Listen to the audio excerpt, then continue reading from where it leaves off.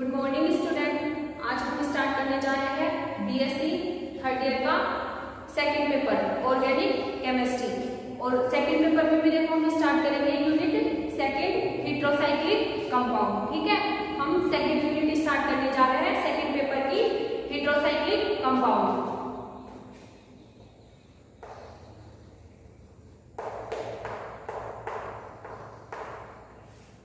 Heterocyclic compound या विषम चक्रीय यौगिक।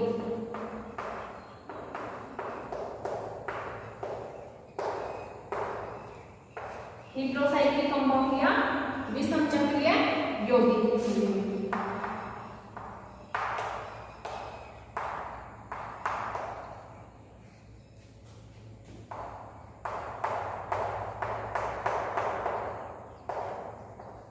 अब देखो पहला ये क्वेश्चन कि हेटेरोसाइक्लिक कंपाउंड होते क्या है। तो देखो मैं आपको थोड़ा सा बताती हूँ।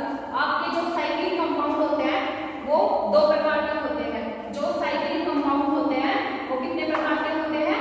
दो प्रकार के होते हैं। एक तो होते हैं होमोसाइक्लिक कंपाउंड,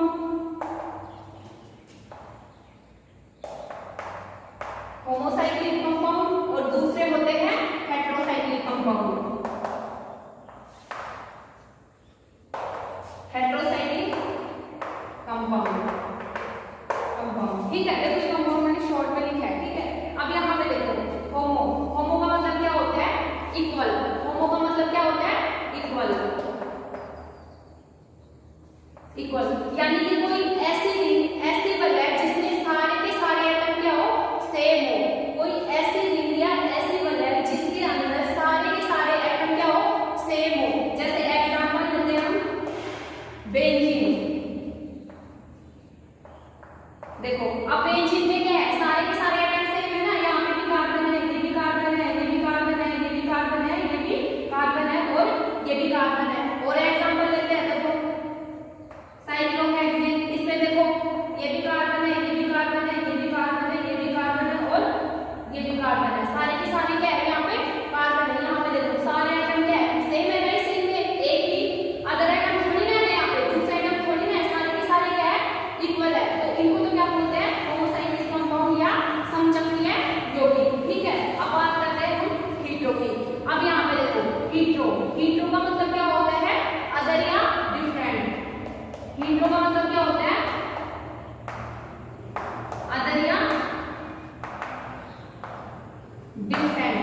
यानी कि हमारी कोई ऐसी चक्रीय यौगिक है, ऐसा चक्रीय यौगिक जिसमें कार्बन के अलावा कम से कम कोई एक अन्य एटम प्रेजेंट हो। ठीक है, जिसमें कार्बन के अलावा कम से कम एक अन्य एटम प्रेजेंट हो, तो वो क्या कहलाएंगे? हमारे हेटेरोसाइक्लिक कंपाउंड कहलाएंगे। या हम ये बोल सकते हैं ऐसे चक्रीय यौगिक जिसमें कार्बन परमाणु का प्रतिस्थापन किसी अन्य विषम परमाणु द्वारा कर दिया जाता है, तो उन्हें हम क्या बोलते हैं? हेटेरोसाइक्लिक कंपाउंड बोलते हैं। उन्हें क्या बोलते हैं? हेटेरोसाइक्लिक कंपाउंड बोलते हैं। तो हम देखो इसे कैसे परिभाषित करेंगे हेटेरोसाइक्लिक कंपाउंड को।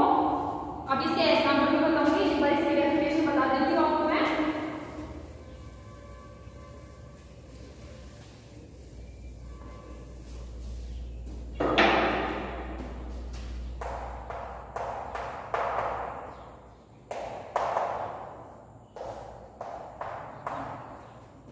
वे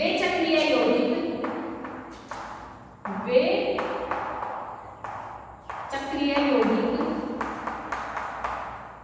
जिनमें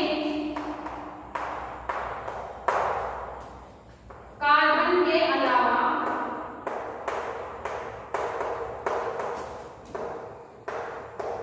कम से कम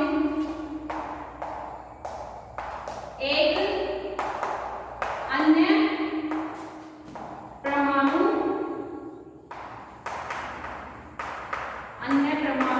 उपस्थित हो, वो क्या कहलाते हैं? हमारे विषम चक्रीय यौगिक कहलाते हैं।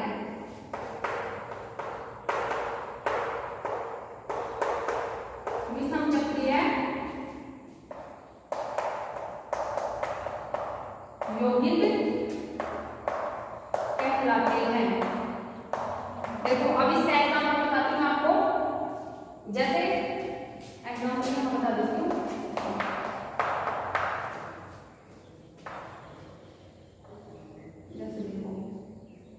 ये क्या है आपका होमोसाइक्लिक कंपाउंड है ना यहाँ पे। अब यहाँ पे देखो मैं ये जो कार्बन है इसको हटा के कोई दूसरा एटम लगा देती हूँ। दूसरे एटम से मेरा मतलब है कोई अदर एटम यहाँ पे लाके लगा देती हूँ। जैसे देखो मैंने यहाँ पे नाइट्रोजन लगा दिया, जो ये वाला कार्बन है इसको हटा के मैंने इसकी जगह क्या लगा दिया, नाइट्रोजन लगा दिया। तो देखो ये क्या बन गया आपका हेटेरोसाइक्लिक कंपाउंड। यहाँ पे देखो ये भी कार्बन है, ये भी कार्बन है, ये भी कार्बन है, ये भी कार्बन है, ये भी कार्बन, और ये क्या है नाइट्रोजन। दूसरा एटम आ गया ना यहाँ पे, दूसरा एटम आ गया ना, तो ये क्या बन गया आपका हेटेरोसाइक्लिक कंपाउंड। क्या है ये हेटेरोसाइक्लिक कंपाउंड है, यानी कि किसी भी चक्रीय यौगिक में कार्बन के अलावा कोई दूसरा एटम प्रेजेंट हो तो वो क्या कहलाएंगे, हमारे हेटेरोसाइक्लिक कंपाउंड कहलाएंगे। अब देखो और भी बताते हैं एग्जांपल इसके। ये आपका क्या है पिप्रीडीन, पिप्रीडीन। और एग्जांपल बताती हूँ, देखो इसके डेफिनेशन को मैं हटा देती हूँ, समझ में तो आ गया होगा कि कोई भी चक्रीय यौगिक जिसमें कार्बन के अलावा कोई कम से कम कोई दूसरा एटम प्रेजेंट हो, कम से कम एक कोई दूसरा एटम प्रेजेंट हो, वो क्या कहलाएंगे, हमारे हेटेरोसाइक्लिक कंपाउंड कहलाएंगे। अब देखो और एग्जांपल बताती हूँ इसके।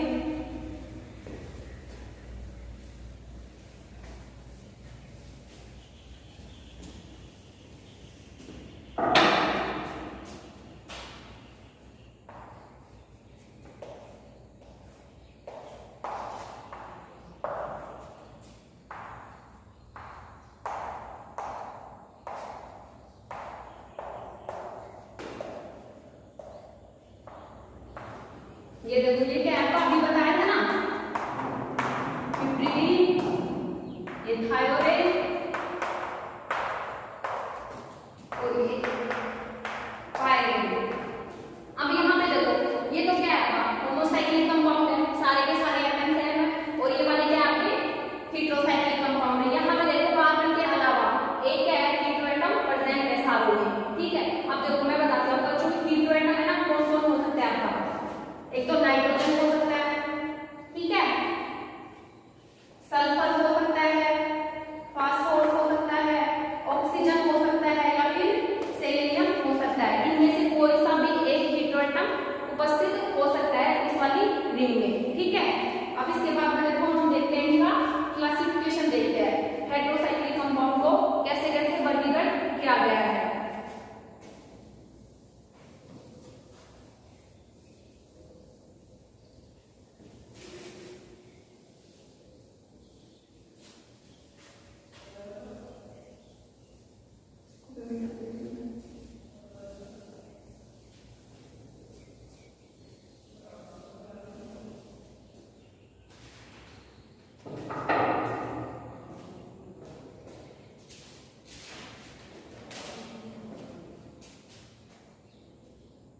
देखो अब देखेंगे classification of heterocyclic compound.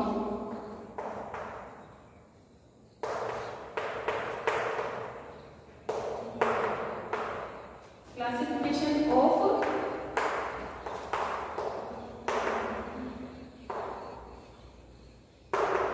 Heterocyclic compound. विषम चक्रीय यौगिकों का वर्गीकरण। देखो इनको कैसे कैसे हम क्लासिफाई करते हैं। अब देखो पहला इनका जो क्लासिफिकेशन है वो किस आधार पे किया गया है, रिंग के स्केलेटन के आधार पर, ठीक है। रिंग के स्केलेटन के आधार पर मतलब है कि वो रिंग एरोमेटिक है या फिर एलिफेटिक है, ठीक है। रिंग एरोमेटिक है या फिर एलिफेटिक है। देखो रिंग स्केलेटन के आधार पे जो हेटेरोसाइक्लिक कंपाउंड होता है उनको दो भागों में वर्गीकृत किया गया है। एक बार मैं पूरी सारणी बना देती हूँ, उसके बाद आपको समझा दूंगी।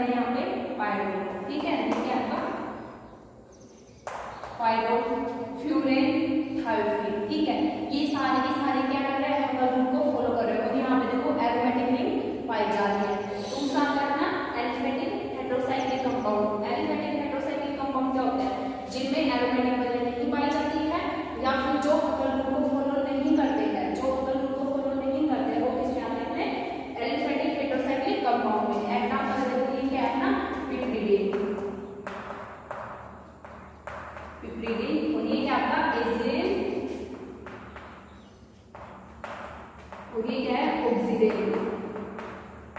ये देखो ये सारे के सारे कंपाउंड एक भी देखो इनमें हम लोग को फॉलो नहीं कर रहा है ना, एक भी नहीं कर रहा, तो ये अपने क्या हो जाएंगे एलिफेटिक हेटेरोसाइक्लिक कंपाउंड हो जाएंगे। ठीक है, ये तो किस आधार पे हो गया, रिंग में एरोमेटिसिटी पाई जा रही है या नहीं पाई जा रही है उस आधार पर। दूसरा क्लासिफिकेशन किया गया है रिंग साइज के आधार पर। ठीक है, रिंग साइज के आधार पर देखो जो हेटेरोसाइक्लिक कंपाउंड है उनको 3 भागों में बांटा गया है। पहला है अपना 5 मेंबर्ड हेटेरोसाइक्लिक कंपाउंड। ठीक है, 5 मेंबर यानी कि जिनमें रिंग में कितने सदस्य हो 5 हो। ठीक है, अब यहाँ देखो 5 में क्या है, अगर मान लो 5 मेंबर्ड रिंग केवल एक ही हीटेरोएटम रखते हैं। ठीक है, जिसके अंदर क्या प्रेजेंट हो, एक ही विषम परमाणु प्रेजेंट हो। ठीक है, तो इसका एग्जांपल क्या हो जाएगा आपके पास पायरल हो जाएगा। पायरल जो भी बताया मैंने, देखो इसमें एक ही हीटेरोएटम प्रेजेंट है ना, देखो एक ही तो प्रेजेंट है नाइट्रोजन, दूसरा हो जाएगा फ्लोरीन हो जाएगा। ठीक है, ये मतलब फ्लोरीन हो जाएगा और तीसरे में जैसे थायोफिन ले सकते हो आप। ठीक है, इन सारों के साथ में क्या है 5 मेंबर्ड रिंग तो है 1 2 3 4 5 तो है ना, और एक क्या इसमें हीटेरोएटम प्रेजेंट है। दूसरा क्या है यहाँ पे मोर देन 1 हीटेरोएटम प्रेजेंट हो, यानी कि एक से ज्यादा हीटेरोएटम प्रेजेंट हो। ठीक है, 5 सदस्य बना हो और उसमें एक से ज्यादा क्या प्रेजेंट हो हीटेरोएटम प्रेजेंट हो। इसके एग्जांपल देखो यहाँ पे जगह दी थी, मैं आपको यहाँ बता दूं मोर देन 1 हीटेरोएटम किसके अंदर 5 मेंबर्ड रिंग के अंदर। जैसे देखो एग्जांपल इसमें मैं बताती हूँ आपको,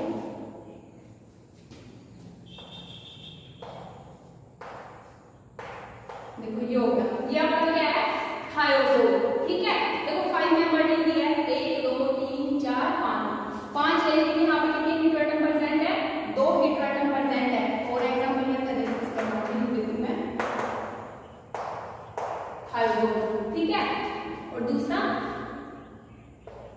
ऑक्सोजोल। देखो यहाँ पर क्या हो जाएगा ऑक्सोजोल, यहाँ पे भी देखो 2 हीटेरोएटम प्रेजेंट है। ठीक है, तो इस वाले में क्या आएगा मोर देन 1 हीटेरोएटम। देखो यहाँ पे 2 हीटेरोएटम प्रेजेंट है ना।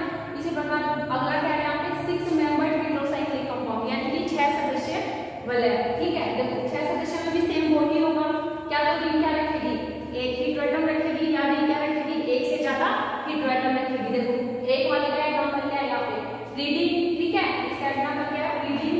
अब रीडिंग की स्ट्रक्चर आप जानते ही हो। ठीक है,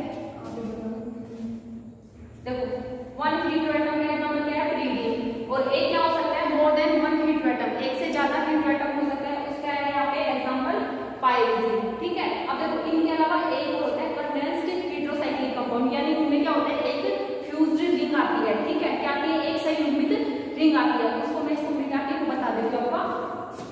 ठीक है, इसको मैं साफ कर देती हूँ।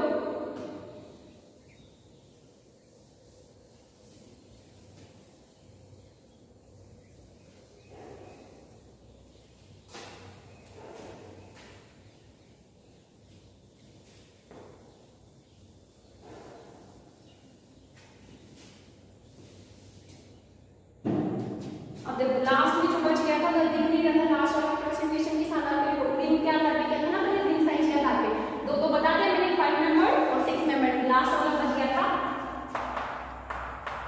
फ्यूज्ड या कंडेंस्ड हेटेरोसाइक्लिक कंपाउंड।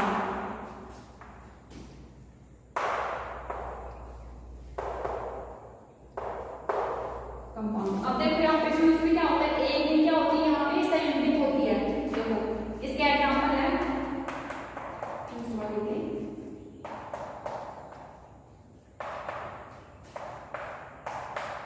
आइसोक्विनोलिन,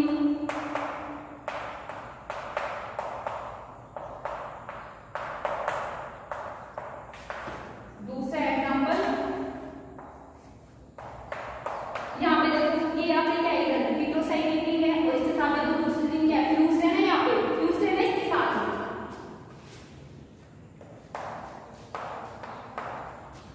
याद है आपका विनोलिन। ठीक है, तो लास्ट वाला क्या था क्लासिफिकेशन में अपना फ्यूज्ड या कंडेंस्ड हेटेरोसाइक्लिक कंपाउंड, जिसके एग्जांपल है आइसोक्विनोलिन और विनोलिन। ये हो गया आपका हेटेरोसाइक्लिक कंपाउंड का क्लासिफिकेशन। अब देखो जो हेटेरोसाइक्लिक कंपाउंड का जो क्लासिफिकेशन है ये इतना इंपॉर्टेंट भी नहीं, ये सिर्फ आपके समझने के लिए था क्योंकि एग्जाम में इतना कुछ पूछा भी नहीं जाता इसमें से।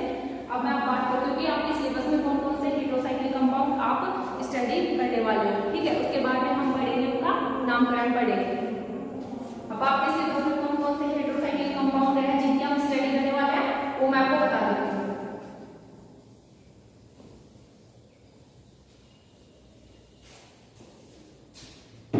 आपके सिलेबस में जो हेटेरोसाइक्लिक कंपाउंड आप स्टडी करने वाले वो है, इनको उतार लेना। तो है पायरोल, आप पायरोल पढ़ोगे।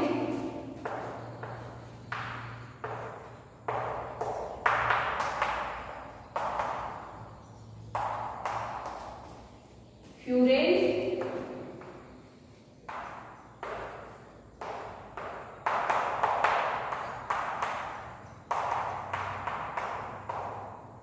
थायोफिन और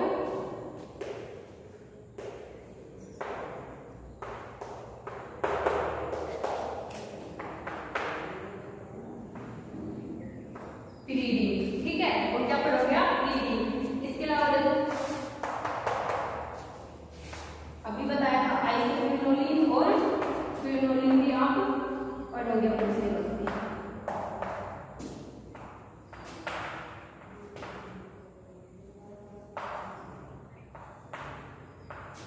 आइसोक्विनोलिन और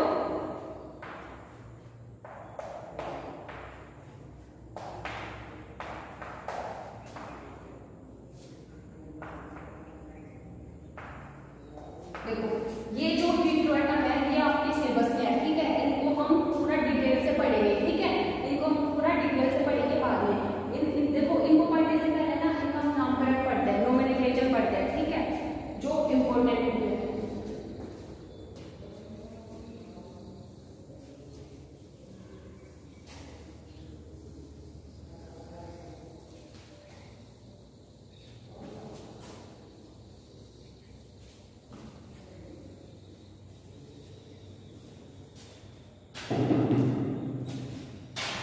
अब पढ़ेंगे हम हेटेरोसाइक्लिक कंपाउंड का नामकरण कैसे किया जाता है। जैसे मैं भी बोल रही हूँ, इसको फ्यूरेन बोलते हैं, थायोफिन बोलते हैं, पिरीडीन बोलते हैं, पायरिसिन बोलते हैं, आइसोक्विनोलिन बोलते हैं, क्विनोलिन बोलते हैं। तो वो कैसे बोलते हैं, उनका क्या है, एक नामकरण की एक पद्धति है। ठीक है, कुछ रूल्स है, उनके अकॉर्डिंग उनको क्या दिया जाता है, नाम दिया जाता है। तो मैं आपको बता देती हूँ वो रूल कौन कौन से है। ठीक है, क्या पढ़ेंगे?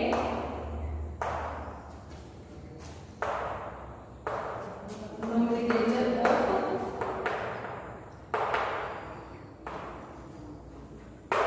Heterocyclic compound, nomenclature of heterocyclic compound. देखो अभी जो हेटेरोसाइक्लिक कंपाउंड के नामकरण की जो पद्धति है वो कितनी है? 3 मेथड है आपकी। ठीक है, कितने मेथड है? 3 मेथड है। पहला है